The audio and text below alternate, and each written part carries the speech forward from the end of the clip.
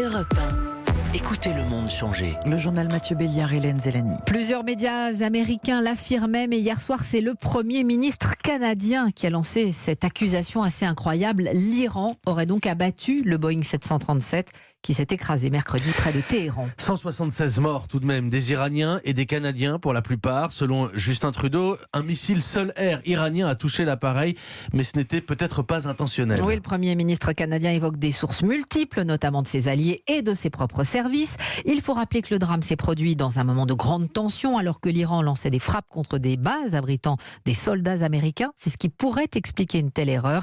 Écoutez l'analyse de Xavier Titelman, spécialiste de la sécurité aérienne. On imagine évidemment que les autorités iraniennes et l'armée iranienne étaient sur les dents après les différents échanges qu'ils avaient pu avoir avec les États-Unis et le bombardement de l'Irak. Maintenant, des missiles sol-air, à partir du moment où ils sont activés, normalement ça ne tire pas tout seul. On accroche une cible, on tire sur cette cible, on la vise, on l'identifie. Un avion civil, il est sur une ligne spécifique, il venait d'être au décollage, on savait qu'il était juste dans l'axe de l'aéroport. Donc normalement, il n'y a pas de doute sur l'avion sur lequel on va viser. Maintenant, une bavure est toujours possible, mais à cet endroit-là, il faut vraiment un débutant ou quelqu'un qui ne connaisse absolument pas le système, qui appuie sur le bouton par erreur, mais c'est vraiment très difficile à imaginer. Néanmoins, on ne voit pas quel intérêt, quel que soit le pays qui tire à cet endroit-là, personne n'a intérêt à abattre un avion civil qui décolle de l'Iran.